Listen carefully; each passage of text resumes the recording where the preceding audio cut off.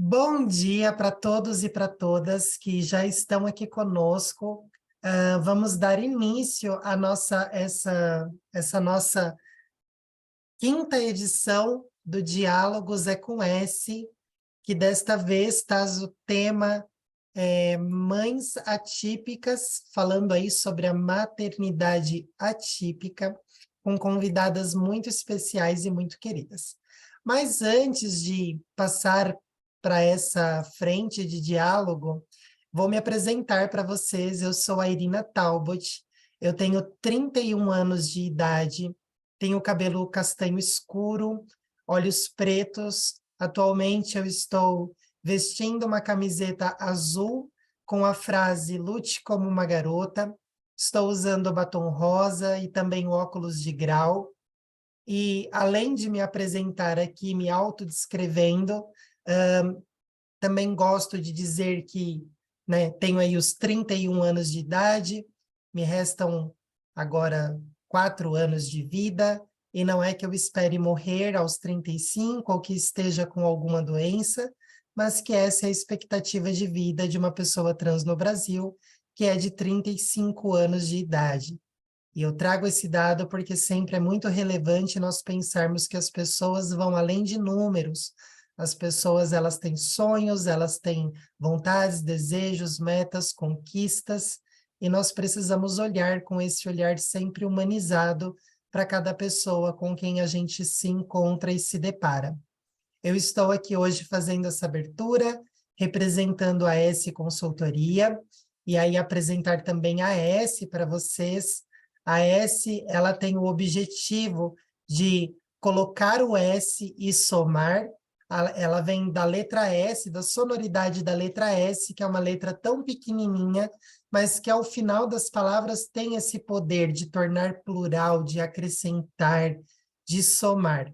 E nós temos esse objetivo, fazer a diferença apoiando tanto pessoas quanto organizações, pessoas empreendedoras, a serem aí as suas melhores versões e a conduzir aí essas pessoas aos resultados que são extraordinários.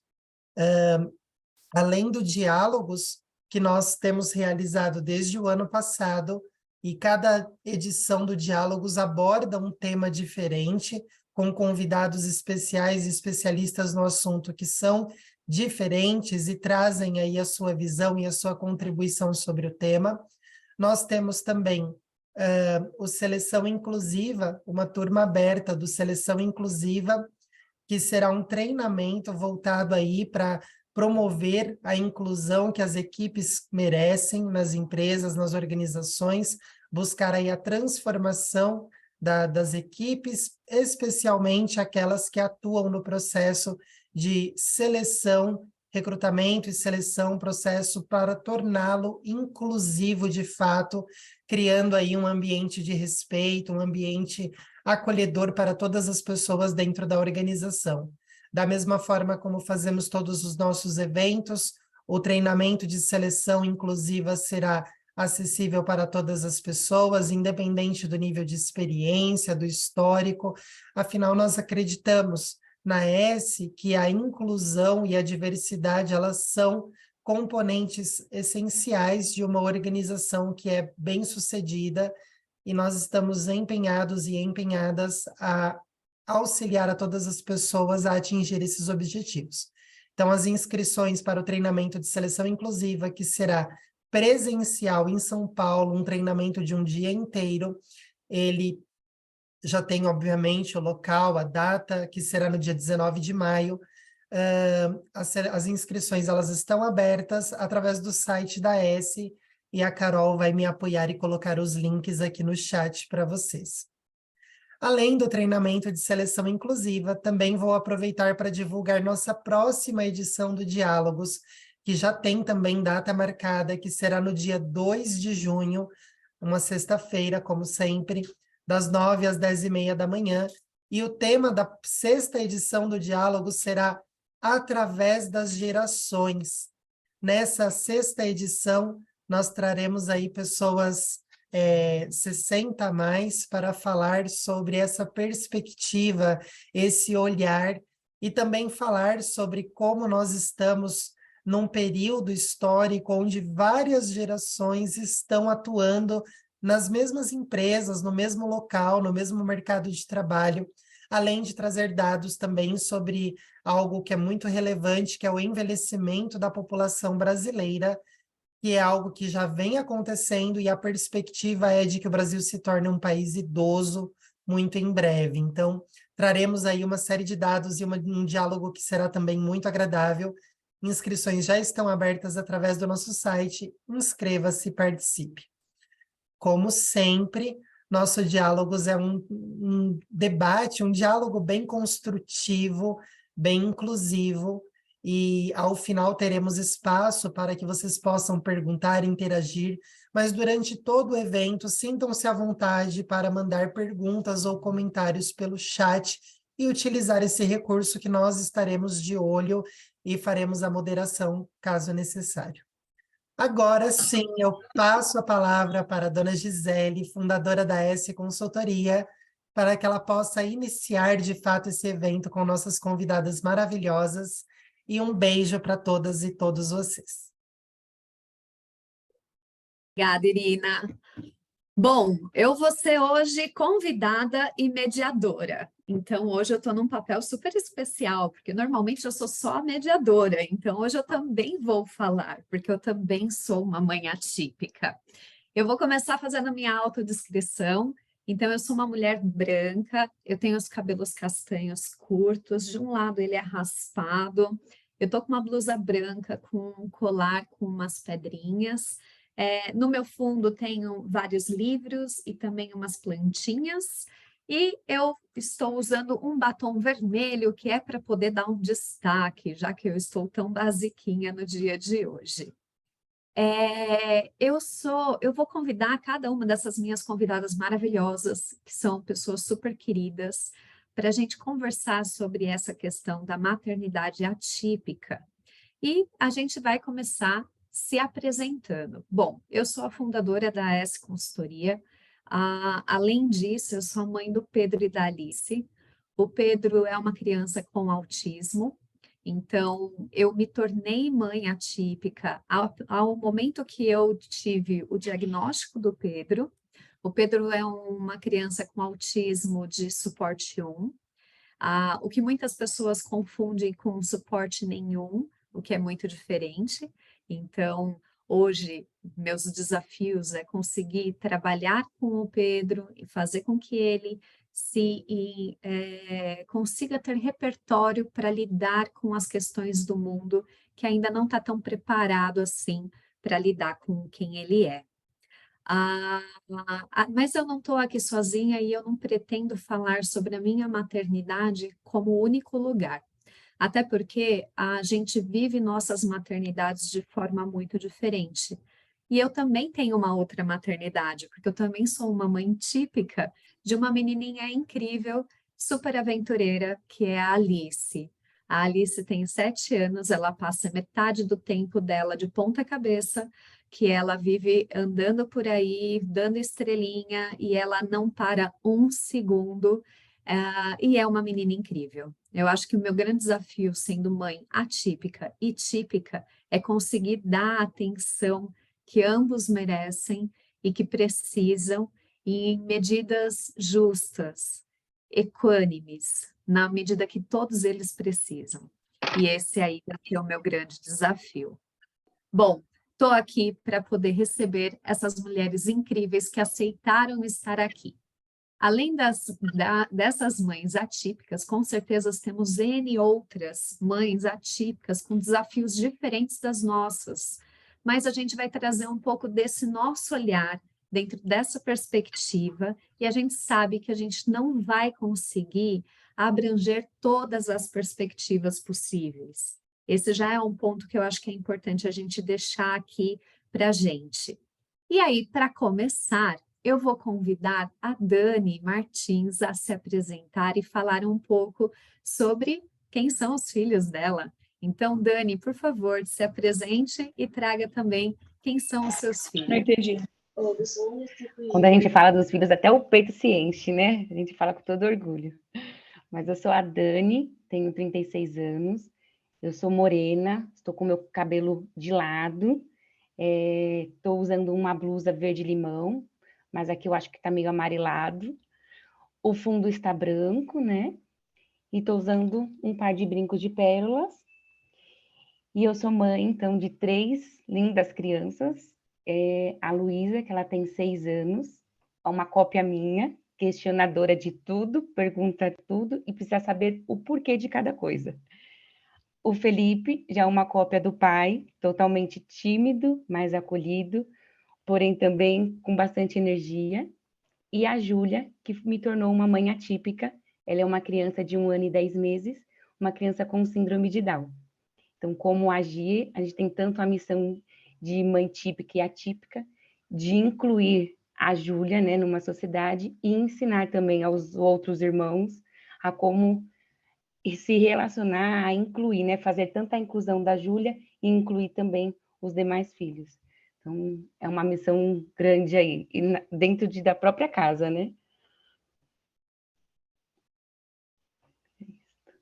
Obrigada, Dani. Agora eu vou passar para a Cris, que também é uma querida, uma parceira, que a gente também trabalha juntas nesses temas de diversidade e inclusão. Cris, por favor, se apresente e conte um pouquinho sobre o seu querido. Oi, eu sou a Cris De Angelis, parceira da Gi, sou cofundadora também de uma consultoria de diversidade e inclusão chamada Blue Eyes, sou esposa do Paulo Eduardo, meu super parceiro de vida, e mãe também do Pedro Luiz, ele tem 9 anos, Pedro é muito alegre, cheio de vida, muito agitado, vi aqui que a gente tem algumas coisas em comum, cada um tem um terremoto dentro de casa, e ele é dono dos olhos azuis mais lindos e falantes do mundo. Ele é não verbal, ele se expressa muito pelo olhar. E ele tem uma síndrome raríssima, que se chama Boring-Optis, que é a mutação de um gene, que chama SXL1. A gente teve uma investigação durante 4 anos para descobrir, e quando descobrimos, tinham 82 casos no mundo. Então, realmente, foi um susto, assim, lidar com algo tão desconhecido. E é isso, essa sou eu. Obrigada, Cris. Você fez sua autodescrição, Cris? Obrigada, Gê. Não, eu sou uma pessoa morena, tenho cabelo curto nos ombros, estou de óculos de grau marrom, com uma camiseta preta, sem mangas, de gola alta, o fundo atrás é branco, estou com os brincos compridos e um batom rosa. Maravilhosa, obrigada. E agora, por último, nossa última convidada, que vai estar aqui com a gente também, a Fran, que é também uma querida e tem uma filha linda. Então, Fran, por favor, conte um pouquinho de você e da sua pequena. Bom dia, Gi. Bom dia, pessoal. Meu nome é Francine. Minha autodescrição, vamos lá. Eu sou morena, de pele clara, tenho um cabelo castanho, porém tingido de loiro, para ter mechinhas, ficar mais parecida com a minha filha. Hoje eu estou de uma camisa rosa pink, que está parecendo mais vermelha, um batom bem clarinho, estou usando fones de ouvido para o som da voz sair melhor, e atrás de mim tem uma estante com livros e algumas bagunças. E uma janela também que estão limpando, então pode ser que caia alguém de repente aqui, não se assustem. Bem, vamos lá. Eu sou mãe da Lia, tenho 41 anos, a Lia tem 5 anos e meio, me tornei mãe atípica logo nos primeiros 4 meses, mas parecido com a Cris, o diagnóstico só veio aos 4 anos, e também descobrimos que temos uma joia ultra rara, ela também tem uma mutação genética, que é uma mutação atrelada ao cromossomo X, do gene CLNC4, também só temos 70 pessoas no mundo, então, assim como a Cris, ganhamos na loteria e fomos escolhidas para dilapidar um pouquinho essa joia rara. E estou aqui tentando vencer os desafios da maternidade atípica, como as minhas amigas aqui que estão dividindo esse espaço comigo. Obrigada, Fran. Eu queria entender agora com vocês como que é essa questão de ter a maternidade, o que é essa maternidade, porque quando a gente pensa na maternidade, a gente idealiza muito a maternidade, o que é a maternidade. E aí, de repente, a gente lida com uma maternidade que não é típica, que ela veio diferente do que a gente sonhou, planejou, ou do que a gente tinha de expectativa sobre ela. E além da gente sonhar e ter todas essas expectativas, a gente ainda ganhou um rótulo de guerreira, de que nós somos muito guerreiras e que a gente dá conta.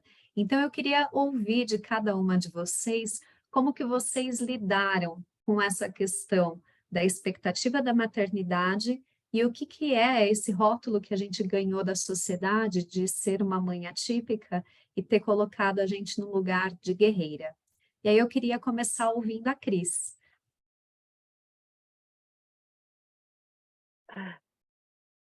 Esse rótulo, gente. Guerreira. A gente tem que tomar um pouco de cuidado, mas como a gente está aqui para dar nossa perspectiva, aqui a gente não precisa medir as palavras, né? Eu costumo dizer que um dos meus objetivos é eliminar o nosso rótulo de guerreira. A gente tem que tirar isso da boca das pessoas, e é uma coisa muito difícil, que muitas pessoas, quando dizem, algumas estão muito bem intencionadas, com o quê de admiração por tudo que a gente faz.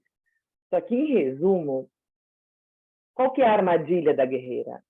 A guerreira, ela desumaniza a mãe. Ela tira a gente de ser uma mãe. É claro, a gente sabe que a gente não é uma mãe típica, mas a gente é uma mãe, no sentido da palavra, né? Mãe é ter o seu filho biológico ou não.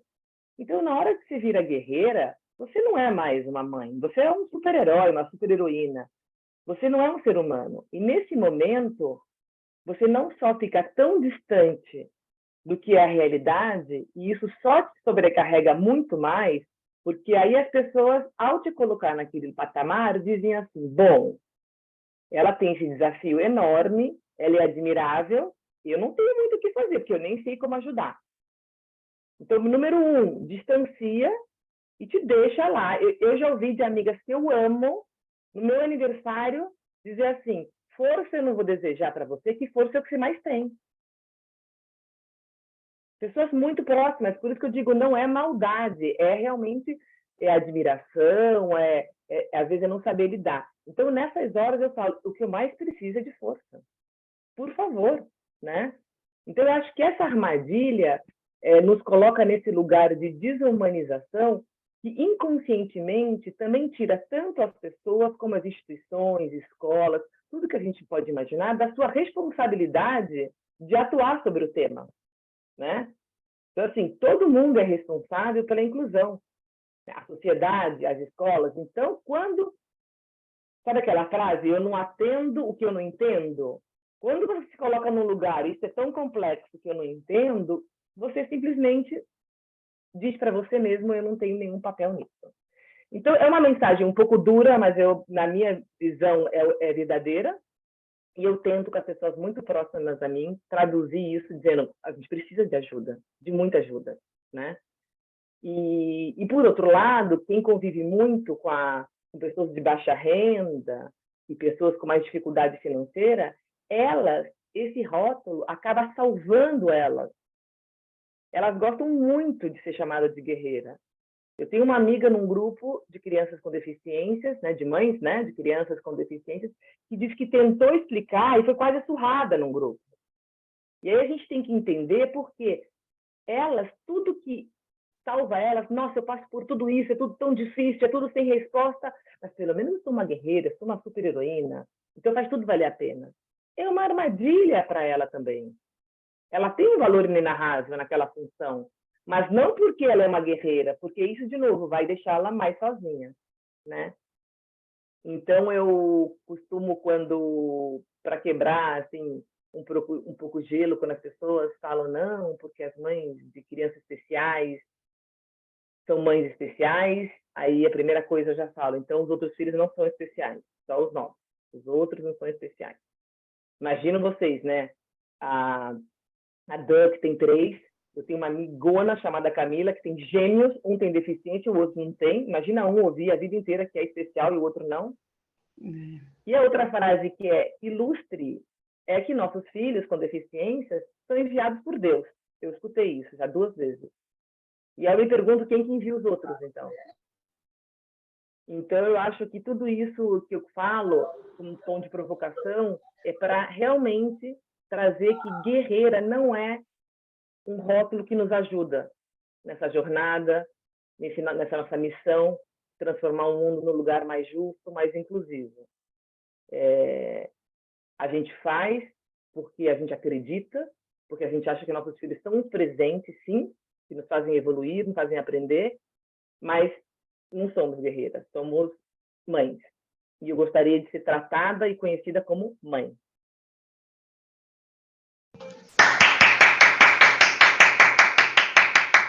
Botou para quebrar, colega. Isso mesmo, é isso mesmo. Essa questão do que você tinha de expectativa da maternidade com a descoberta da questão da deficiência do seu filho, Cris? Eu de novo. Eu acho que o ser humano cria expectativas. Não tem como, acho que faz parte, né? Então, tudo na vida, né? Desde que você, com filho, com marido, com casamento, a gente cria expectativas, né? E naquele mesmo momento eu descobri, eu realmente não tive o que eu acho muito positivo, ter o luto da decepção, eu não tive, porque como eu tive tanto risco de perder ele, eu não consegui viver esse luto, que o medo era tão grande que ele fosse embora, ele ficou um tempo na UTI, que eu simplesmente virei uma chave e entendi que a partir daquele momento ia ser uma jornada completamente diferente do que eu poderia ter imaginado. Então, eu acho até que o choque me fez cair numa realidade do tipo, vamos, que não é aquela jornada, o que ele vai ser, como crescer, se ele vai casar, ter filhos, ir para a faculdade, se ele vai ser médico, advogado ou vai ser artista. Então, eu acho que eu tive esse choque de realidade logo no nascimento. Mesmo sabendo que a investigação demorou 4 anos, claramente tinha algo de errado, né? Quando eu falo de errado, é que as pessoas te olhavam com uma cara no hospital que, juro por Deus, parecia que meu filho já tinha ido e ele estava ali. Então, eu nunca tive esse luto, eu só pedia muito para ele ficar aqui, e que ele ficando, eu faria tudo para ele ser a pessoa mais feliz do mundo, a pessoa mais realizada, que ele podia confiar em mim. Então, a minha fé era o tempo inteiro. Eu não rezava para ele ter aquela ou outra deficiência, eu não rezava para ele ser outra pessoa, eu só rezava para ele ficar e que eu faria tudo para ele ser feliz. Então, teve esse baque inicial, mas essa mudança brusca ali na UTI mesmo. Obrigada, Cris. Linda, mexe com o que é a expectativa, o que é a realidade, né? Obrigada. Dani, como que foi para você com ter tido 2 maternidades típicas e aí que você já tinha uma expectativa do que era a maternidade e aí vem uma nova maternidade com uma outra expectativa e que aí vem, nossa, 3 filhos, né? Porque vem essa cobrança também da sociedade, né? Hoje ter 3 filhos já é fora da curva. E ainda com esse rótulo de guerreira, de dar conta e tudo mais. Conta um pouquinho para a gente. Já estou com os olhos já tudo lacrimejados já, até por causa a crise a gente acaba se conectando e lembrando de algumas situações que a gente passa, né? Mas não foi fácil, foi bem difícil, até porque as 2 primeiras gestações foram planejadas e a terceira não foi. Então foi a Júlia, né? Foi pego de surpresa. Meu marido tinha acabado de fazer a vasectomia e faziam 2 meses, e aí eu descobri que estava grávida. E aí foi um baque, foi um susto. O terceiro filho, não planejado.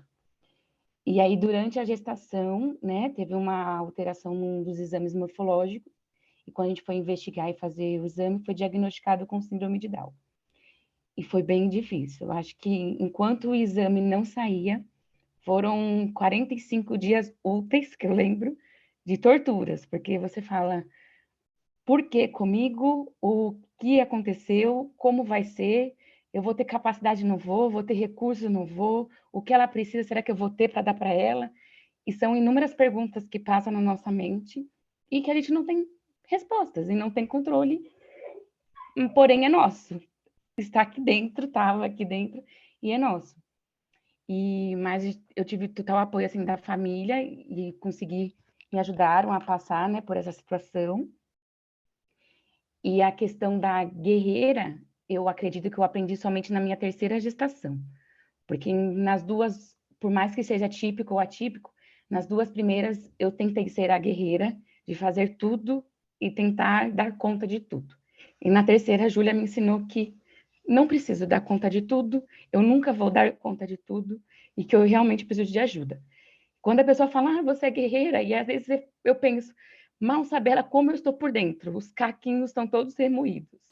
Mal sabe ela que eu estou precisando de ajuda, um abraço, ou pelo menos dela me ouvir. Quando a gente fala que é guerreira, né? Às vezes a gente precisa de um banho silencioso, fazer uma refeição, uma pessoa para estar junto, apenas isso. Então, muitas vezes, quando a gente fala guerreira, às vezes você fala, meu Deus, mal sabe ela. Guerreira é, né? Somos todas. Eu acho que, independente de ser mãe típica ou atípica, todo mundo já é uma guerreira que todo dia já vence. Mas a gestação atípica, a Júlia, ela me ensinou e me ensina cada dia mais, sabe? Cada dia. E quando, igual a Cris falou, a gente passa por algumas situações da UTI, a Júlia foi a mesma coisa, Cris. Eu acho que foi quando caiu a ficha. Quando a Júlia estava internada na UTI, e aí deram um remédio errado na veia dela, e aí ela quase perdi ela, né? Fechou todos os poros, faltou respiração e tudo. E aí eu vi a saturação dela caindo, caindo, caindo, aqueles barulhos da UTI. E aí eu sei que ali eu me afastei e falei para Deus, se o Senhor me deu ela, o Senhor não tem o direito de me tirar ela agora. Ela já é minha, então deixa ela comigo. E ali é onde eu acho que cai a ficha, que ela, independente da limitação dela, independente da deficiência dela, do jeito que ela é nossa, eu vou cuidar dela até o tempo correto. E eu acho que é ali que a gente fala, é minha, eu fui escolhida e a maternidade atípica é minha. Eu acho que ali são momentos cruciais assim que cai a nossa ficha. Acho que é isso. Show, colega. Lindo, Dani. Eu participei um pouco dessa jornada da Dani, porque a gente trabalhou juntas uma época, e ela tinha todo um gás para crescer, para ela na segunda gestação e falando, não, o que que eu vou fazer para crescer e me desenvolver? E aí vem a terceira gestação, então tudo isso mexe demais e, nossa, eu te admiro muito. Obrigada por trazer tudo isso. Eu estou aqui de coração com você. Eu que agradeço, muito obrigada. Que essa é uma outra parte da vida da mulher que a gente precisa, né? Acho que é uma outra barreira que é a questão do mercado, igual a Cris falou. Meu plano era ter a segunda gestação e me focar para o trabalho, focar profissionalmente para Dani profissional. E veio a Júlia e você fala, vamos parar de novo, eu vou precisar colocar um pé no breque e me dedicar aos filhos, depois eu volto. Um dia eu volto. E a gente está tentando manter o trabalho, a logística da casa, a criação dos filhos, né? Mas a gente vai equilibrando os pratinhos. Cada dia a gente equilibra um prato. E assim vai. Obrigada, Dani. Fran, e para você, como que foi? Como que tem sido, né? Eu sei que você teve aí todo um cuidado especial de até fazer até uma mudança para conseguir tentar trazer uma terapia diferente para sua filha. Como que foi a sua expectativa do que seria a sua maternidade? Como que foi? O que é essa guerreira? Conta um pouquinho para a gente. Gi, achei tenso me colocar depois da Dani, porque agora eu já estou embargada.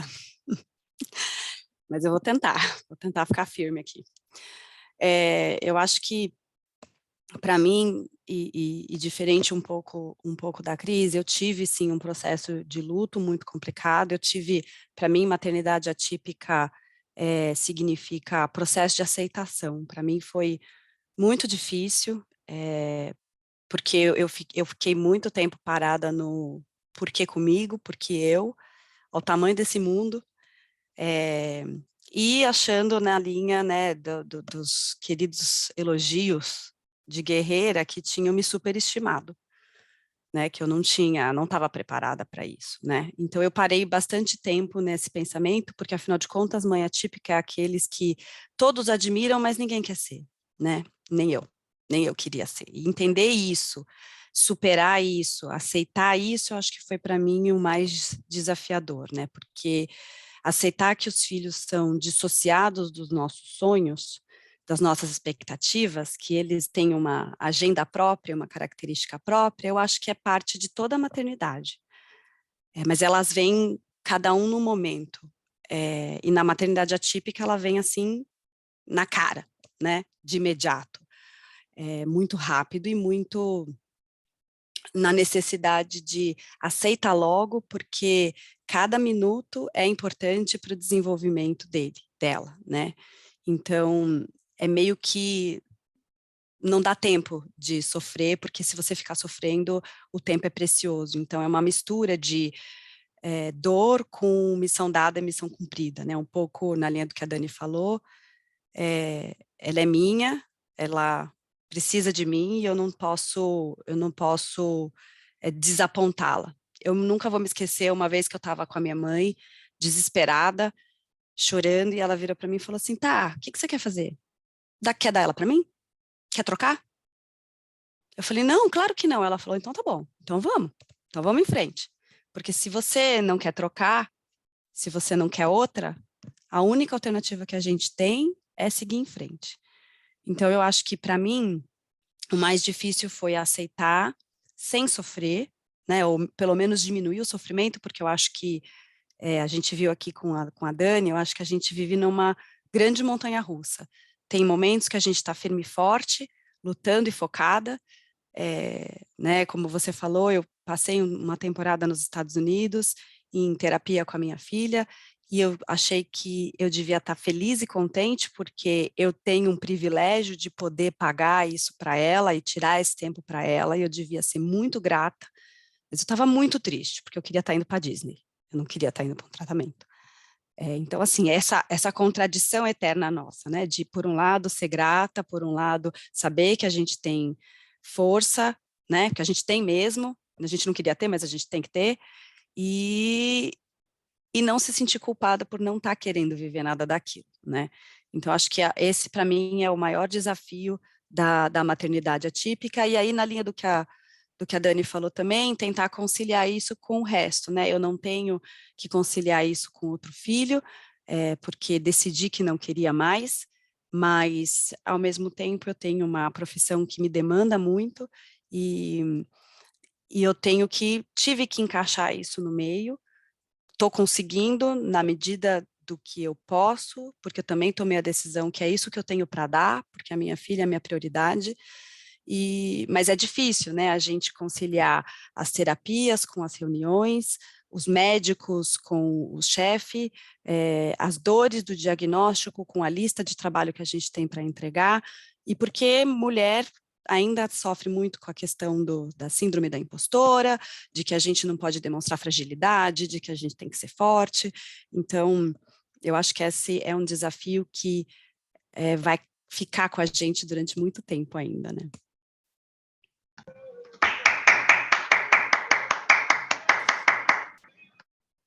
Obrigada, Fran. Contando um pouquinho da minha história em relação a isso também, o Pedro, ele começou a falar com 1 ano e 8 meses, ele começou a falar e depois de um tempo ele parou de falar. E aí a gente começou a achar que tinha alguma coisa que não estava rolando. E aí, quando ele tinha 1 ano e 8 meses, até a gente chegar aos 7 anos dele, quando ele recebeu o diagnóstico de autismo, a gente passou por muitos médicos, por muitas coisas, muitas terapias, vários profissionais, até a gente conseguir chegar num diagnóstico. E ele fazia, por exemplo, fono e terapia 4 vezes por semana, e eu sentia que ele estava sobrecarregado com tudo isso. E quando ele tinha 5 anos, ele teve meningite e meningoencefalite. E aí ele teve uma convulsão e ele foi internado no hospital. E quando ele voltou da convulsão, ele não falava, ele não andava e ele não conseguia fazer absolutamente nada. Ele ficou 21 dias na UTI. E aí, nesses 21 dias que a gente ficou com ele na UTI, foi quando eu falei, ele precisa ser criança, mais do que todas as terapias, mais do que tudo que está acontecendo em volta dele, ele precisa só ser um pouquinho de criança.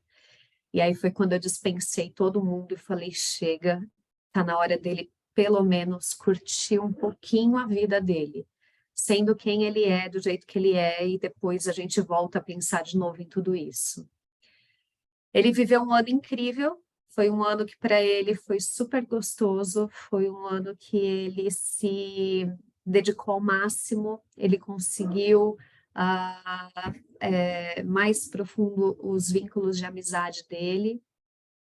Mas depois, quando entrou no primeiro ano escolar, que realmente era quando já tinham me avisado que seria quando a gente conseguiria o diagnóstico, foi quando realmente tudo começou a acontecer e começaram a vir as crises. E o que eu mais me lembro e que eu queria compartilhar com vocês foi o dia que a gente contou para ele que ele tinha autismo. E aí a gente mostrou um vídeo para ele, ele viu o vídeo e ele falou, agora eu entendo o que eu sou. Agora, e aí do vídeo ele ia falando, isso sou eu, isso não sou eu. Isso faz sentido, isso não faz. E ele foi tomando consciência do que ele era e de quem ele era. E aí a gente conversou com ele se ele queria contar isso para os amigos na escola. E ele falou que queria. E a gente combinou com a professora, com a coordenadora, com todo mundo para fazer essa conversa. E aí, no dia, gente, eu sou uma mãe que eu quero muito que eles sejam independentes. Eu trabalho muito para que eles sejam autônomos, porque eu não vou estar aqui para sempre. Eles precisam aprender a serem autônomos. E essa é uma preocupação muito grande, eu acredito, de todas as mães atípicas. O que vai ser do meu filho quando eu não estou por perto? Então, eu trabalho muito essa coisa da independência, mas esse dia foi um dia que eu queria estar lá, que eu queria estar com ele no colo, que eu queria super proteger, que eu queria fazer outra coisa. Eu fui para um outro lado totalmente diferente. E aí eu mandei uma mensagem no grupo de mães da escola falando, olha, hoje a escola vai contar para todos os alunos que o Pedro, ele é uma criança que tem autismo, vai passar esse vídeo e ele vai contar. Pode ser que as crianças tenham dúvidas, então é importante que vocês, quando chegarem as crianças, se eles tiverem dúvidas, conversem com seus filhos a respeito do diagnóstico, do que é e tudo mais. E o que eu espero é que a sociedade, ela olhe para o meu filho além do rótulo que ele carrega. Porque ele tem um diagnóstico, ele tem um nome para aquilo que ele tem. Só que todos nós temos as nossas dificuldades e as nossas facilidades, só que a gente não tem nome para isso. Então, o que eu quero é que as pessoas possam enxergar o quão incrível que o Pedro é, se você estiver disponível a entender que tem coisas que vai ser difíceis para ele e que a gente precisa dar suporte, e por outro lado, tem coisas que para ele vai ser super fácil e que ele vai ser brilhante e que a gente só precisa estar ali por ele para que ele possa ser quem ele realmente é. Eu falei, isso é o que eu desejo, na verdade, para todas as pessoas. E por isso que eu realmente trabalho com diversidade e inclusão. Elas super me apoiaram, foram super acolhedoras. Naquele momento, eu senti o peso de tirar a guerreira do ter que dar conta e me permitir ser acolhida, porque realmente não é fácil. Eu sempre fui a pessoa que não, eu dou conta, eu vou dar conta de tudo, eu tenho que fazer. E aí a maternidade foi um primeiro tapa na minha cara de que, olha, Você não tem controle de absolutamente nada na vida, minha filha. Boa sorte. As coisas... Tem gente que me pergunta de vez em quando, como que você dá conta? A minha resposta é, eu não dou. Alguma coisa está caindo em algum momento, em algum lugar, porque se eu estou priorizando isso, tem outra coisa que não está sendo tomada conta, então eu não dou conta de tudo. E ele, quando chegou a coordenadora na escola para poder falar, ele foi lá na frente, junto com ela, e ela falou assim, olha, eu vim aqui para falar do Pedro, e o Pedro veio e falou, olha, eu tenho autismo, eu sou autista, quando vocês gritam, dói meus ouvidos, e quando vocês falam que eu sou sensível, eu fico triste. E ele começou a dar um manual de instrução dele para as pessoas. As crianças assistiram o vídeo, eles foram vendo o vídeo, ele foi explicando o que era dele, o que não era dele, e ele foi contando para as crianças. E aí as crianças falaram assim, mas aí a professora falou, vocês viram que toda vez que vocês começam a fazer muito barulho, o Pedro corre aqui na frente e me abraça por conta do barulho? E aí as crianças falaram assim, mas aí você tem que falar para a gente parar. Ela falou, e aí é mais uma pessoa gritando. Aí eles começaram a conversar entre eles, crianças, gente de 8 anos. E aí eles decidiram o seguinte, que quando começasse o barulho, uma criança ia tocar no ombro do outro, ia tocando no outro, até que todo mundo ficasse em silêncio, para que pudesse não incomodar o Pedro. E talvez seja esse o motivo que eu continuo trabalhando com diversidade, porque tem dia que eu quero desistir.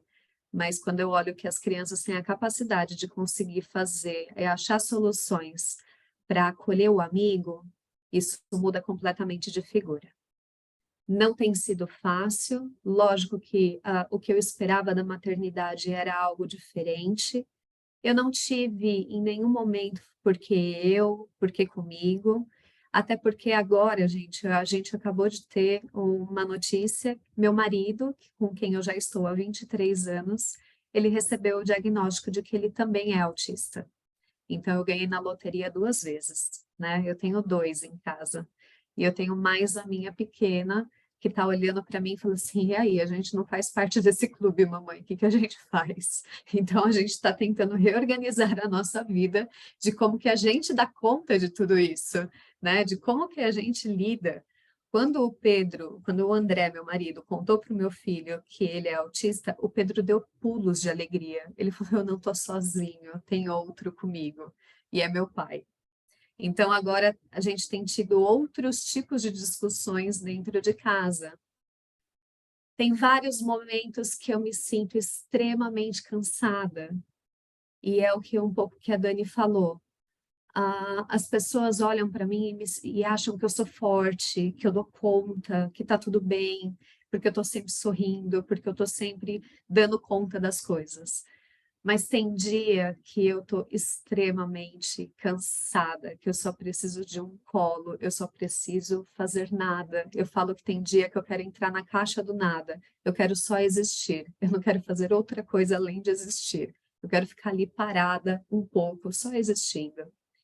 E eu vi numa pesquisa que o estresse de uma mãe atípica, falava especificamente de crianças com autismo, mas eu acredito que isso é para todas nós que somos mães atípicas, ele é comparável ao nível de estresse de um soldado na frente do campo de batalha. E eu não duvido, porque a gente está em alerta o tempo todo. Eu estou o tempo todo olhando para o meu celular porque a escola vai ligar, porque ele vai ter uma crise, porque a gente vai ter que interferir em alguma coisa. Então, é um nível de estresse muito grande, que realmente desgasta a gente, e que a gente precisa saber que a gente tem outras pessoas por perto que estão passando por coisas semelhantes, ou que não estão passando, mas que pode acolher a gente, e que pode falar, calma, eu tô aqui por você. Não é para falar que vai ficar tudo bem, porque a gente não sabe se vai. Mas é só para falar, eu tô aqui. Eu não sei o que eu vou fazer, mas eu tô aqui do teu lado. Eu posso te dar um abraço, o que você quer que eu faça? Às vezes é só estar ali, é só ficar do nosso lado enquanto a gente chora. Não é muito mais além disso, porque realmente tem dias que são muito difíceis. E por mais que a gente tente mostrar toda a nossa força, eu já desisti de ser guerreira há muito tempo. E quando alguém fala, né, e você é uma guerreira. Não, eu não sou. Eu sou sobrecarregada. Porque a nossa sociedade não está preparada para ter pessoas com deficiência, não está preparada para acolher essas mães que têm crianças com deficiência. A gente não tem rede de apoio suficiente, a gente não tem estrutura pública para conseguir ter acolhimento, e a gente também não tem políticas públicas que ajudem a gente nesse sentido. E todo o esforço recai sobre as mães. Por mais que exista os pais, e a gente vai ter aqui pais com participações diferentes, a gente ainda assim carrega o maior peso, se não todo o peso, dependendo de quem for. Então, o título de guerreira, na verdade, ele é igual a sobrecarregada, é invisibilizada, que não estou tendo todas as minhas demandas correspondidas. Eu precisava de ajuda, não de guerreira. Eu preciso de um exército junto comigo, e não disso. Então, eu acho que realmente a gente tem muito mais a conseguir seguir em frente. E respirando para a gente ir em frente, uma próxima pergunta. Eu queria ouvir da Dani agora, para mudar um pouquinho da ordem. Para a gente ir fechando, qual que é a sua perspectiva de futuro? O que você vislumbra, né, daqui para frente para os seus filhos? Quais são os desafios que você vê? E dá uma palavra aí final para todo mundo, porque depois a gente vai abrir para perguntas, respostas e tudo mais. Claro. Pensando ali no futuro, eu espero, assim, a minha esperança é que as pessoas tenham um pouco mais de empatia, sabe? Um olhar mais humanizado. E até respondendo ali a sua primeira pergunta, Cris, hoje, e até trazendo, com um olhar humanizado, assim, você pode ir no shopping com 3, 4, 5 crianças, sem ninguém ficar olhando para saber qual vai ser a reação, como você vai dar conta de tudo. A pessoa vai ali, quer que eu te ajude, quer que eu segure uma criança, quer que eu segure um carrinho para que você vá lá. Então, eu acho que com o olhar humanizado, com a empatia, as pessoas apoiam mais, ajudam mais, independente, assim, de qual é a deficiência, independente de qual a necessidade, é ser pessoa, é olhar como pessoa, é estar ali na situação da pessoa. E se fosse eu, como seria? Será que eu precisaria de... Eu gostaria que alguém me ajudasse?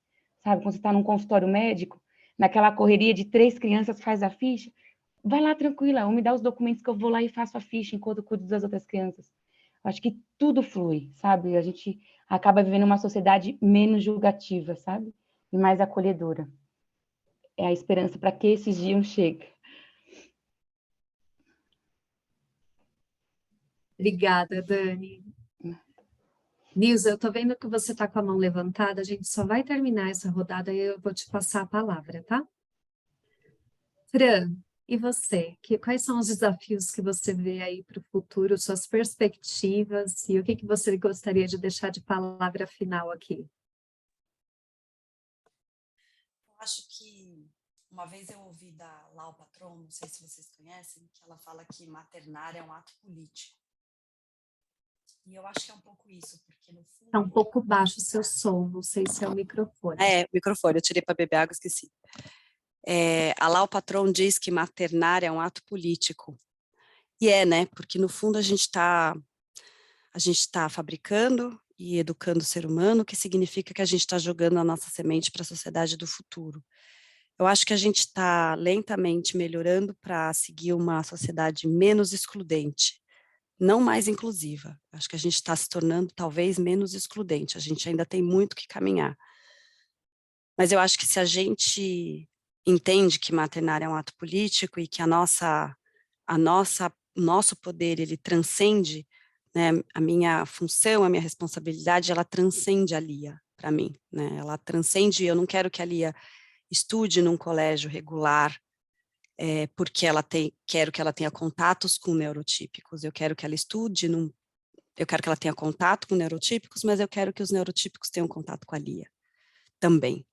para que eles também convivam, para que eles também façam tal qual os amigos do Pedro fizeram na escola dele. Porque daí, só assim a gente vai conseguir chegar num futuro, num ambiente de trabalho, numa sociedade em que entenda que não tem diferenças, tem características, igual cabelo ruivo, olho azul, autismo, pele preta, branco, homem, mulher, trans, que são só características, e que isso não é relevante no final do dia. Então, acho que para mim essa é o nosso maior desafio, missão e responsabilidade. E a minha palavra final é endurecer sem perder a ternura, né? Vamos lá. Obrigada, Fran. Cris, mesma pergunta. Quais são suas perspectivas de futuro, seus desafios e o que você quer deixar de mensagem aqui para a gente?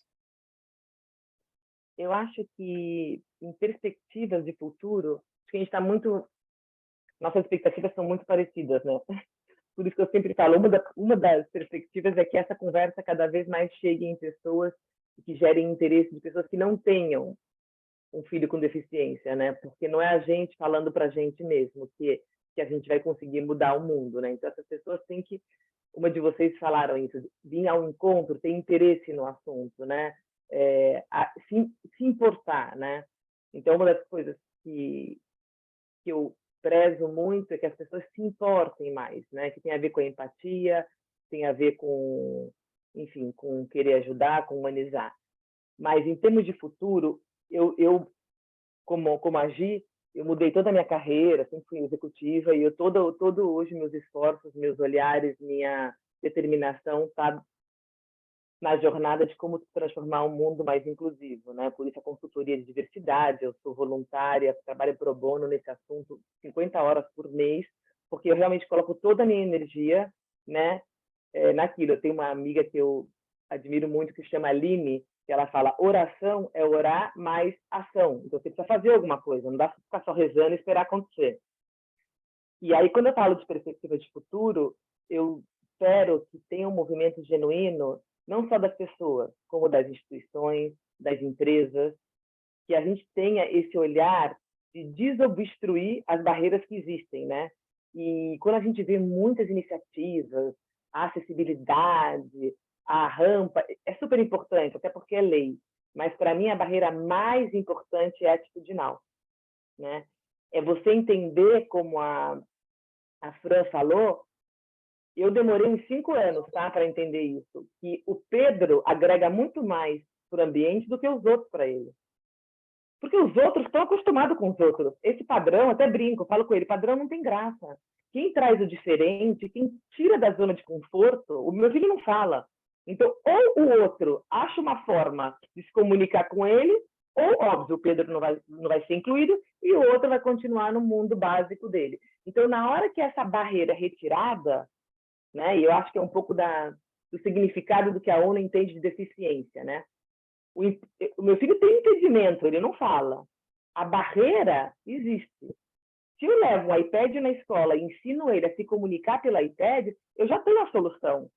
O que eu preciso é que a sociedade em torno use a solução que eu trouxe, que é o iPad, para se comunicar com meu filho. Que é o mesmo caso de políticas públicas. Se a pessoa não anda, é um impedimento. A cadeira de roda permite que ela ande. Mas se não existe calçada, se eu não consigo chegar no supermercado, não adianta. Eu não vou nunca conseguir participar da sociedade como cidadão, né? Então, eu acho que o meu grande objetivo são esses movimentos, porque, no fundo, quem tem que se adaptar é a sociedade a essas questões, e não o contrário. Porque o meu filho não vai deixar de ter uma síndrome, né? A pessoa que nasceu sem conseguir andar não vai começar a andar. Então, assim, eu já acho que eles fazem muito para conseguir ser inseridos na sociedade. Mas, no fundo, é a sociedade que tem que se adaptar e atender a todos os cidadãos, qualquer que seja a sua necessidade. Então, uma vez me falaram uma coisa que me chamou muita atenção. As pessoas que têm deficiência, que são vistas como exemplos, são aquelas que super se adaptaram à sociedade e venceram. Não, para mim, isso não é um exemplo. Porque, além de tudo que essa pessoa tem que lidar, incógnitas, médicos, terapias, ela ainda tem que se adaptar, usar o critério da sociedade para vencer. Então, assim, é quase que cruel fazer isso com essas pessoas. Então, realmente, a minha expectativa é que as pessoas consigam olhar por outra perspectiva, trazer um novo olhar. Por mais que a gente entenda que nunca vão conseguir vivenciar e sentir o que a gente vivencia e sente, a gente está disposta a ajudar a ser o holofote, a luz para onde tem que ir, ajudar nas adaptações. Então, a minha grande expectativa é essa, porque o que mais me dói hoje é ver qualquer tipo de exclusão, preconceito, quer seja com o filho, quer seja com os outros. Então, a minha maior dor é essa. Enquanto o ser humano não entender que o diferente é rico, ele agrega, né? Quando eu vejo meu filho sendo excluído, eu chamo a pessoa que exclui e falo, olha, ele também não precisa de você. Mas desrespeitar, eu não vou aceitar. Eu falo, ele não precisa. Então, eu falo isso com muita convicção, porque não é porque é meu filho. Eu sempre digo que o Pedro é a pessoa mais incrível que eu conheci. E eu me tornei uma pessoa muito melhor graças a ele. Então, não é romantizar. A maternidade atípica é uma jornada muito solitária, e solitária no sentido da gente não conseguir encontrar as identificações. Eu tenho, graças a Deus, eu tenho uma família e amigos muito próximos e muito presentes o tempo inteiro. Tem gente que nem consegue ter esse privilégio. Mas você não se identificar, não se encontrar, torna a jornada muito solitária. Por isso a rede de apoio é tão importante, que depois que eu construí, isso foi uma das coisas que me ajudou. E aí, como última palavra, eu queria dizer que, além de eu acredito, é uma frase que eu digo, se fizer no meu túmulo lá vai ser eu acredito, tiraram todas as expectativas do meu filho, falaram que ele ia morrer até 1 ano, andar impossível, tudo, falaram todos os absurdos que vocês podem imaginar, e hoje ele é feliz, ele corre, ele entende tudo que eu falo, ele é a pessoa mais incrível que eu já conheci. Então eu falo, eu vou continuar acreditando. Mas tem uma frase também de uma super amiga também, mãe de deficiência, que eu vou usá-la. Camila, você me deixa eu usar essa frase, que é o seguinte, ela diz, como seria medíocre se eu desencarnasse antes de ter o Pedro? Que legado eu deixaria? Como a minha vida seria tão... Então ela fala muito isso, ela fala, exaustivo mas como seria sem graça eu desencarnar sem ter tido essa experiência, essa oportunidade de ser uma pessoa melhor e transformar o mundo num lugar melhor. Que é essa um pouco a minha visão. E de ter pessoas tão incríveis como vocês, com histórias tão lindas, e que só me inspiram a ter certeza que nós estamos no caminho certo. Obrigada. Que lindo, Cris. Obrigada. Bom, só falando aqui, eu já vou começar a deixar todo mundo falar, tá? Quais são as minhas expectativas, minhas perspectivas? Minha preocupação atual é que eu tenho uma criança entrando na puberdade e que aquilo que a gente está lutando para estabilizar desestabiliza tudo, e que uma criança se tornando adolescente já é desafiador, sendo típica, sendo atípica, traz outros desafios, e que isso já está aparecendo bastante. E como ele tem um pensamento muito linear e concreto, eu me preocupo muito em ele tomar decisões para se livrar de um desconforto e talvez ser muito literal em algumas coisas. Então, eu me preocupo muito com decisões que ele possa tomar que não sejam saudáveis para ele. Acho que essa é a minha grande preocupação, e eu converso muito com ele, tem toda uma equipe em volta, um monte de gente para a gente cuidar dele e garantir que isso não aconteça. Mas é um medo, eu tenho medo, né? Então, eu era uma pessoa muito mais corajosa quando eu não tinha filhos. Eu queria pular de paraquedas, eu queria fazer várias coisas que hoje eu falo, imagina, não vou fazer. Eu tenho 2 crianças, eu tenho que estar viva, né? Eu tenho que estar lá por eles. Então, eu não me coloco mais em risco como eu me colocaria antes deles. Eu não faço mais essas coisas, porque eles são prioridade na minha vida. Eu acho que o que eu gostaria muito é que o mercado de trabalho fosse mais gentil com a maternidade típica, que já não é, e com a atípica, então, nem se fala. Eu acho que as empresas não estão preparadas para dar o suporte, o apoio necessário, né? A Dani, ela está aí, né? Ela está dentro de empresa, tem vários desafios para conseguir conciliar tudo isso. Eu vejo e acompanho toda a luta da Dani estando dentro de empresas e o quanto que isso é extremamente desafiador para ela e para tantas outras pessoas quanto ela. Eu tive o privilégio eu já tinha decidido sair da empresa onde eu estava, e quando eu já tinha saído, estava terminando a minha transição, já estava nos meus últimos dias para receber, para terminar a minha saída, então eu pedi desligamento em outubro, eu fiquei até dezembro lá na empresa, fazendo a minha transição de saída. Em dezembro eu recebi o diagnóstico do Pedro de autismo. Então, coincidiu de eu estar mudando para o empreendedorismo na hora certa, né? Onde hoje eu tenho a possibilidade de estar mais próxima dele e de estar mais disponível caso ele precise. A Cris também acabou tomando essa decisão. A Fran, ela tem a flexibilidade que ela tem, mas também com todos os desafios de tudo que vem junto e todas as cobranças. Então, o que eu gostaria muito era que o mercado entendesse e acolhesse mais a maternidade como um todo, de todos os tipos de maternidade. Eu acho que esse é uma grande preocupação, até porque nós estamos, como vocês disseram, a gente está construindo o ser humano que vai cuidar desse mundo amanhã. Então, a gente tem um trabalho tão importante, tão fundamental, que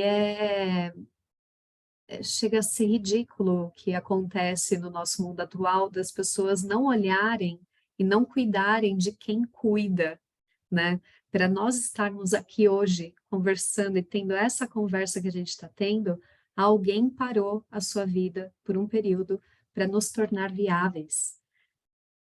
A gente só está aqui por isso, porque a gente não sobreviveria se a gente tivesse sido sozinhas. Então, como que a gente ainda não consegue valorizar isso e entender e criar políticas para que as pessoas possam ser valorizadas e incluir algo que é tão importante e relevante para a sociedade, que são as crianças, e esse cuidado, e essa parentalidade, e sem tirar a responsabilidade dos pais, os homens têm que estar aqui, né? E se as famílias são diversas, são homoafetivas, que sejam todas as partes de apoio, que sejam dessas pessoas que estejam junto para conseguir acolher. Eu estava conversando com a Fran, outro dia a gente estava falando de moradia assistida, né? Como que vai ser o futuro das crianças que a gente não pode acolher depois? Elas vão virar adultos. E elas sendo adultos, quais são as expectativas delas? O que a gente precisa fazer? Quais são os movimentos que a gente precisa cuidar? Talvez a gente precisa começar a discutir realmente esse tipo de coisa. Vamos ter moradia assistida? Não podemos mais colocar essas crianças que são incríveis, maravilhosas, depois acabarem num manicômio, porque foi o lugar onde por muitos anos foi sendo depósito das pessoas que tinham algum tipo de deficiência. Eu não quero isso. Eu espero, o meu filho ele tem a possibilidade de ser independente, de ter uma série de independências, mas tem outras crianças que talvez na fase adulta não vai ter a independência que ele possa ter. E aí, onde eles vão estar? Eu acho que são coisas que a gente precisa discutir como sociedade, a gente precisa exigir políticas públicas, a gente precisa fazer movimentos para garantir que a gente tenha essas questões sendo atendidas. Essa é a minha expectativa é da gente ir se juntando, e eu vejo, cada vez que eu converso, eu vejo mais gente se juntando sobre o tema. Esse foi um dos diálogos que a gente teve mais gente inscrita, e que com certeza, depois que a gente colocar lá no nosso site, vai ter bastante gente assistindo ele também, E que eu espero que as pessoas ouçam sobre isso e repensem dentro de como que você vai fazer isso dentro da sua empresa, o que que você pode fazer da onde você está. E quando você conhecer uma pessoa com deficiência, uma coisa que acontece muito com o Pedro é, ele chega para as pessoas e fala, oi, eu sou o Pedro, eu sou autista. E aí as pessoas, elas não sabem o que fazer, gente. E eu acho incrível, porque assim, ninguém está preparado para uma criança que chega e fala isso. E aí muita gente fala, ah, mas você não parece. E ele fala, mas eu sou. Então, uma dica é, acolha essa criança, porque quando você fala que ele não parece, você invisibiliza uma parte importante da identidade dele e de quem ele é. É como se você falasse que ele não existe. Então, ah, eu sou o Pedro, eu sou autista. Fala, oi, Pedro, prazer conhecê-lo. Obrigada por me contar que você é autista. Eu posso te ajudar em alguma coisa? Tem algo que eu preciso saber para te ajudar, você sendo autista? Isso é acolher. Isso é você estar ligado diretamente na outra pessoa e entender que isso faz parte da identidade dela. E ela talvez precisa só ser acolhida. E ela só quer te mostrar que ela tem talvez um manual de instruções um pouco diferente do que o nosso. O que eu vejo que é muito genuíno e fantástico nele é que ele já mostra o manual de instrução dele. Eu gostaria de ter essa coragem dele de chegar, oi, eu sou a Gisele, eu fico extremamente mal-humorada quando eu estou com fome. Eu não faço isso com as pessoas. Talvez isso facilitasse muito a minha vida e a de todo mundo que convive comigo. Mas ele já dá esse espaço de cara para as pessoas.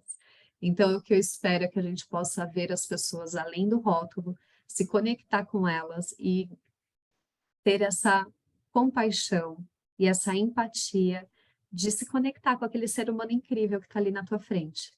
Porque em 8 bilhões de pessoas que a gente tem nesse mundo, gente, a gente não tem ninguém absolutamente igual a ninguém. Então, se a gente está na frente de uma pessoa ali, ela é única, ela é incrível. E talvez seja a única oportunidade que você vai ter de conhecer aquela pessoa. Aproveite o máximo, use da sua curiosidade, tenha a expectativa de conhecer mais dela, de se aproximar. Se ela não fala, olhe pelos olhos, se conecte pelo olhar. Se ela te oferece a mão, segure a mão dela. Tem várias formas da gente se conectar com as pessoas. Basta a gente querer um pouquinho mais. E com isso, eu vou passar a palavra para a Nilza. A Nilza me mandou mensagem lá no Instagram. Eu achei super bacana o projeto que ela tem. E aí eu vou deixar aqui a Nilza falar um pouquinho. Ela estava super interagindo aqui no chat. Eu não consigo dar conta de chat e de tudo mais, tá, Nilza? Então eu não consegui dar conta de olhar tudo. Mas, por favor, Nilza, está com você. Bom dia, agradecer essa oportunidade que hoje a internet está nos dando. Eu me sinto muito feliz e fortificada, porque eu me reconheço em cada uma da fala de vocês, e hoje ter essa potência de a gente se unir em favor dos nossos filhos, que é o nosso favor também, porque o benefício que trazemos para eles agora, vamos trazer para os demais que estão chegando, e para nós quando estiver envelhecendo, porque nós não precisamos só pensar nos nossos filhos, precisamos pensar também que estamos envelhecendo. Então, assim, eu endosso tudo que vocês falam. Aqui no fundo, vocês podem ver, né, que é o meu projeto que nasceu da necessidade de João. Eu sou Nilza Carla, tenho cabelo curto, sou parda, uso óculos maior do que os meus olhos para poder enxergar bem mesmo. Tenho o nariz arredondado, sou gorda, sou baixinha, tenho 1,54 m, estou usando uns brincos com um pássaro, que eu acredito que o pássaro é para voar. O meu projeto nasceu porque, além de João usar sonda gástrica, tipo bottom, com todos esses problemas que causa, é que eu não estava trabalhando, não tinha renda, gente, ainda não tenho, né? Não tenho renda, então eu larguei tudo para cuidar do meu filho João.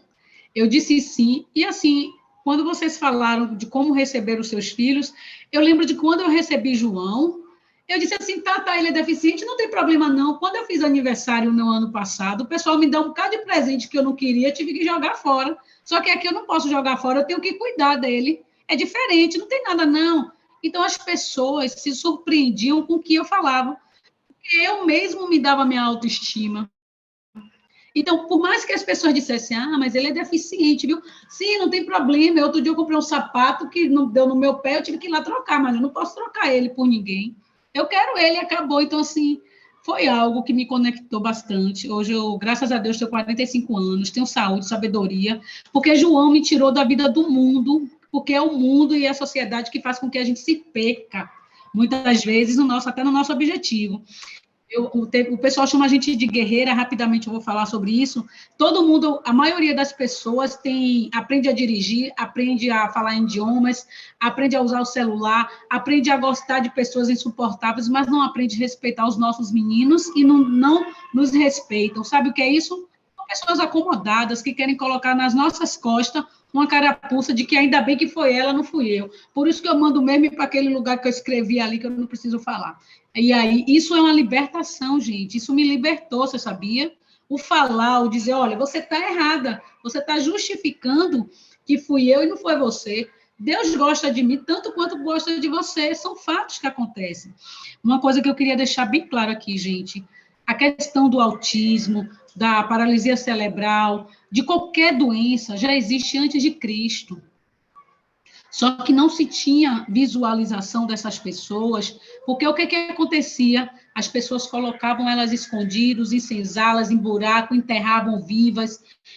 Tem relatos de que quando nascia uma criança deficiente, a criança era jogada no rio, era jogada no mato, era jogada... Então, a gente não tinha isso. E hoje, nós conseguimos ter essas crianças em nossas mãos. Podemos melhorar a qualidade de vida delas e as nossas, permitir que muitas outras que vinham chegando tenham mais oportunidades. Só para encerrar, gostaria de dizer que o meu projeto não é só para vender o produto da qualidade de vida, não. Uma vez eu me peguei pensando, e se eu morrer, o que é que vai acontecer com o João? Porque o pai dele já disse que não quer ficar com ele. Meus irmãos já declararam, minha irmã, eu amo muito o João, amo muito vocês, mas eu não tenho condições física, psicológica e emocional de lidar com ele. Ele só é um menino acamado, gente. Aí eu disse a ele, você é um belo fila do PP, porque você dirige, fala 2 idiomas, você usa celular, você não sei o quê, você briga com o juiz, briga e não vai saber lidar com meu filho. Você é um sacana. Então, assim, eu não posso criar expectativa com as pessoas cuidar do meu filho. Então, o meu projeto, eu tenho assim, muito interesse em abraçar qualquer instituição com os valores do meu projeto, doar assim, 20% para aquela instituição, uma instituição grande, que na minha ausência acolha meu filho e acolha todas as crianças que os pais abandonem, porque é verdade. Quando eu envelhecer, eu quero ser acolhida. Meus irmãos não vão cuidar de mim, eles já disseram que não vão cuidar de meu filho. Então, é uma expectativa que eu não tenho, mas eu posso, a partir de agora, todos os dias, estar lutando para que meu projeto dê certo, para eu acolher essas crianças e esses idosos, que somos nós. Nós não podemos só pensar nos nossos filhos, precisamos pensar no nosso envelhecimento. Eu tive princípio de AVC, eu quase me lasquei sozinha com o João.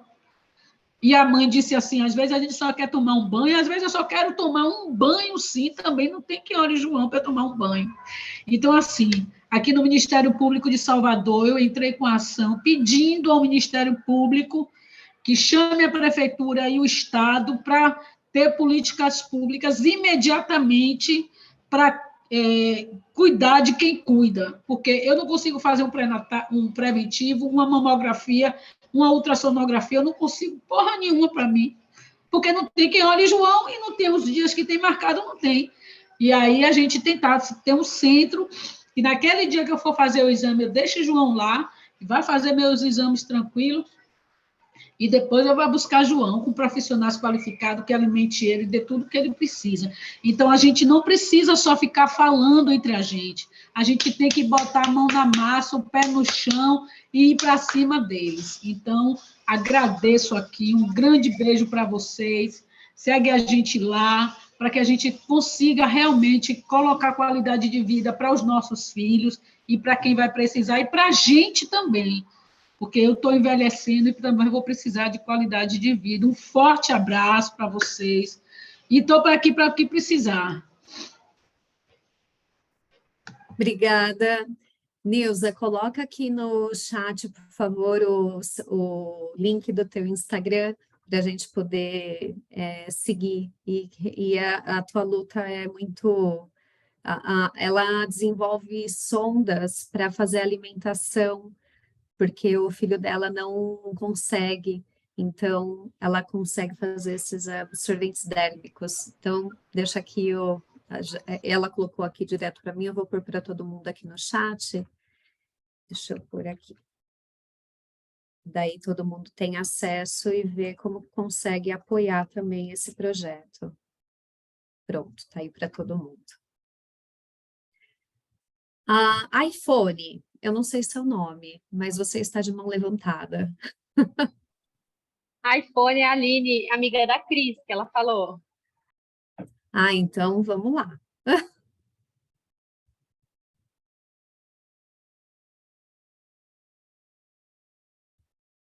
Ih, não falou? Caiu? O que aconteceu?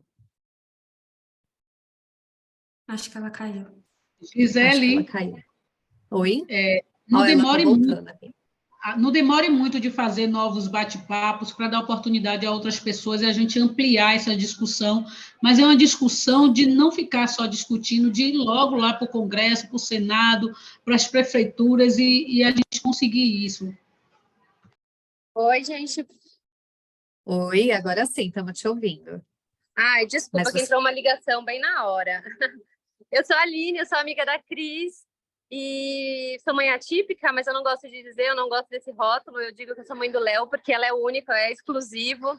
E, assim, de tudo que foi conversado, acho que a gente está em mães atípicas aqui, espero não ser linchada por todas, mas eu queria deixar algumas reflexões, assim. A gente muito fala desse negócio de não gostar do rótulo de guerreira, eu não tenho nenhum problema com isso, porque eu falo que tudo que vem de fora, para mim, é uma forma da pessoa tentar se aproximar, né? Mas a gente fazendo uma analogia com os soldados da guerra, que tem muito a ver o nosso cérebro com o deles, tem muita coisa em comum, como, por exemplo, eles não vão para a guerra porque eles querem. Eles se alistaram no exército aos 18 anos, às vezes sem querer, eles tinham outra ideia de vida e eles foram para a guerra. Ninguém vai para a guerra para querer morrer, mas é uma constante. Então, a gente tem muita semelhança, assim, com os guerreiros, né?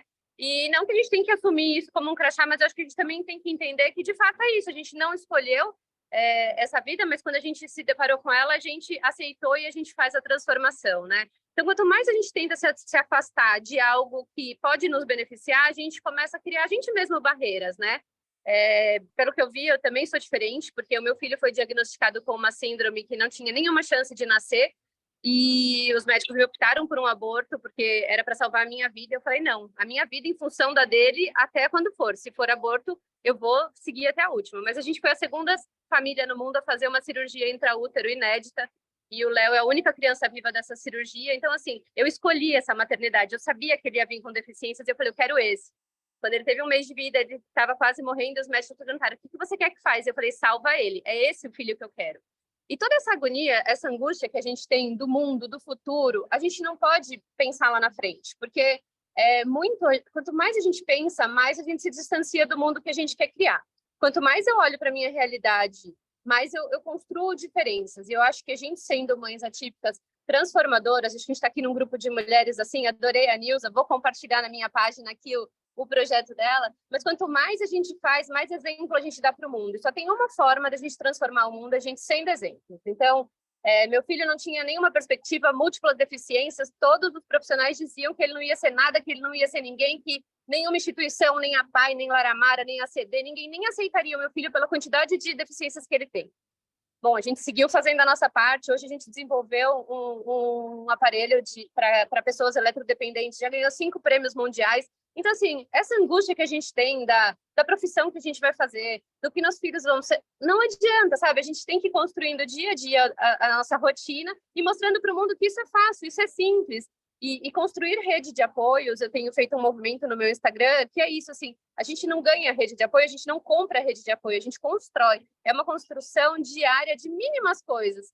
E o quanto, às vezes, a gente não enxerga o que é um apoio, né? Então, uma pessoa que liga, uma pessoa que manda um chocolate, uma pessoa que dá uma curtida no nosso Instagram, é apoio. E cabe a gente começar a desenvolver esses apoios. Hoje as empresas me buscam para fazer palestras, para falar com pessoas e mostrar que, tipo, gente, é uma vida que importa, é uma vida viável. E a gente pode ser o que a gente quiser. Quanto menos a gente se colocar nessa caixinha que o mundo quer a gente, né?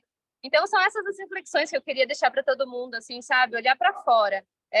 Rótulos são bons para a gente botar um limite, mas também, às vezes, amarra a gente. Então, assim, o quanto mais a gente se libertar do que os outros estão falando, ou do que os diagnósticos estão falando, porque eu tive N diagnósticos ridículos do meu filho, e eu fiz exatamente o que acho que a Dani falou que queria fazer. Cara, a gente viaja para fora uma vez por ano, a gente faz viagem de motorhome, a gente faz um monte de coisa. Quando eu entendi que a deficiência não me limita, a deficiência me faz fazer de forma diferente, não melhor e nem pior, apenas diferente.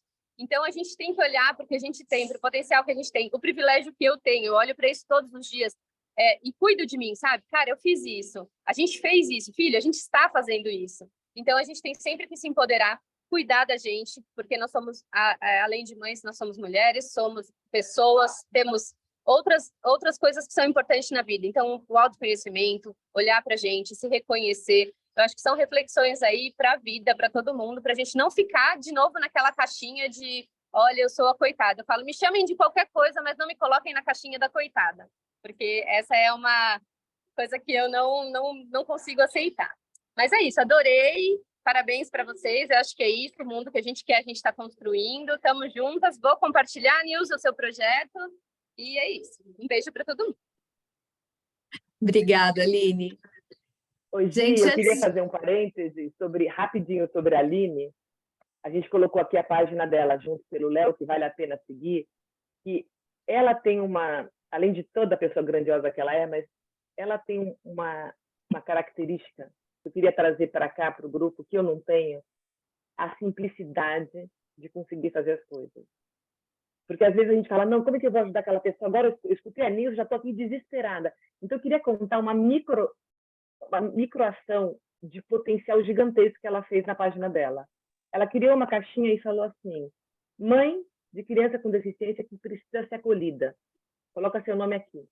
Outra caixinha ela colocou assim, qualquer mãe, qualquer pessoa que gostaria de ajudar uma pessoa com deficiência, dar um mimo. Eu não vou saber reproduzir, mas vou deixar o teaser para vocês irem lá ver.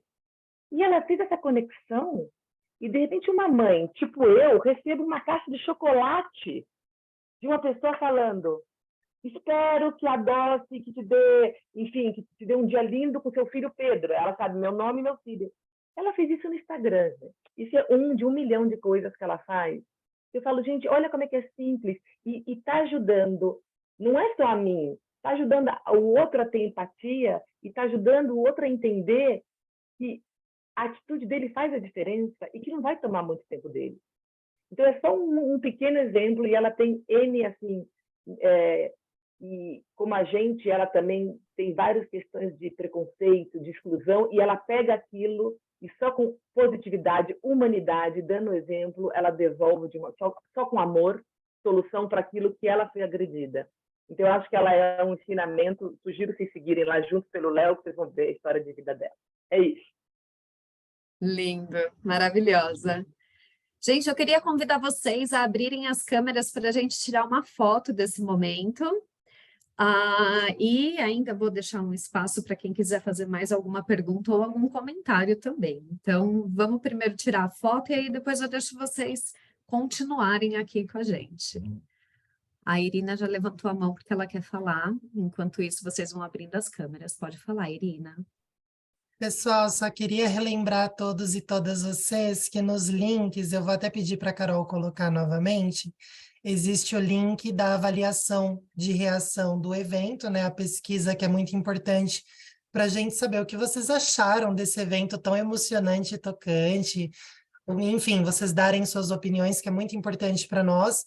E nesse mesmo formulário de avaliação do evento, para quem quiser receber o certificado, vai existir a opção para você colocar os seus dados, seu nome completo, seu endereço de e-mail correto, para que a gente possa fazer o envio do certificado de participação do evento, tá bom? Era só isso que eu gostaria de relembrar e frisar e agradecer. Muito bom. Então, vamos lá. Todo mundo agora com aquele melhor sorriso que você tem, olhando para a câmera. Se quiser colocar um um emoji ali, fique à vontade. Eu vou falar 3, 2, 1 e a gente vai fazer um X bem lindo. Então, vamos lá. 3, 2, 1 e X!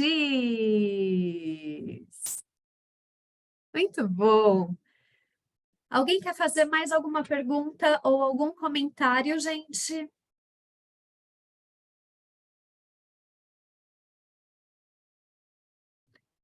Gente, queria agradecer imensamente, em primeiro lugar, as minhas convidadas queridíssimas por compartilhar toda essa história. Parabéns. Queria também agradecer aqui a Nilza por ter entrado e compartilhado sua história com a gente, a Aline também, e todos vocês que estiveram conosco, ouvindo, se emocionando e também trazendo suas contribuições. Espero vocês no nosso próximo diálogo, que vai ser no dia 2 de junho, para a gente falar aí além das gerações. Muito obrigada, gente. Um super beijo. Espero ver vocês em breve. Até mais. Obrigada, pessoal. Tchau, tchau. Obrigada, beijo.